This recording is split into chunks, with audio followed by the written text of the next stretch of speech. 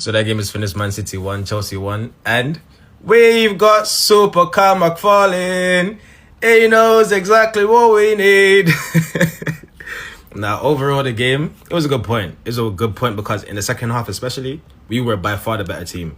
I wouldn't say by far, but we were the better team. Because if we didn't have number 7 on the left-hand side, messing stuff up every time we had an attacking chance, we would have scraped the game and got all 3 points. But that's for another day. Without Caicedo, without Wesley Fofana, without Sanchez, without Caicedo, no manager, you got a point of this Man City team challenging for the league.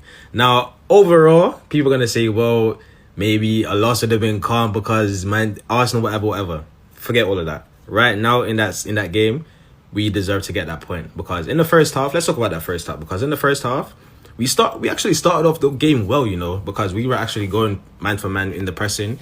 We were winning, the ball high up the field.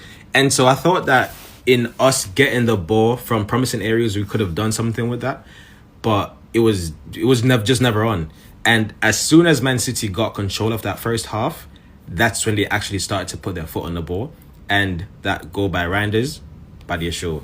Come on, man.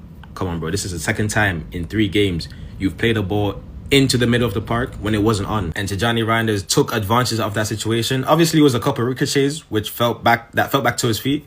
And then he just finished it with his left on his left foot. And I'm not even gonna touch on Jorgensen for that goal because it was a good goal. Just give credit for the goal. And Jorgensen, I'm not gonna lie, overall, he had a few moments when he annoyed me by not playing the pass quick enough. But overall, his distribution was good. He made a good save off a deflection. He was good today, I'm not gonna lie.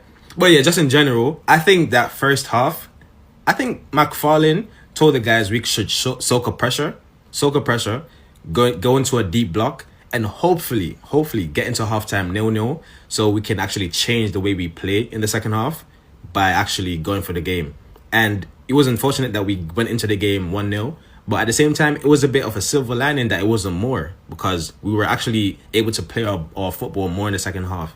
And as I said, if Neto was not on that left-hand side, if we had better quality players on that left-hand side, we could have got all 3 points. Saying that, Man City had brilliant chances of their own where if they made right decisions in certain moments, they could have actually snatched that as well.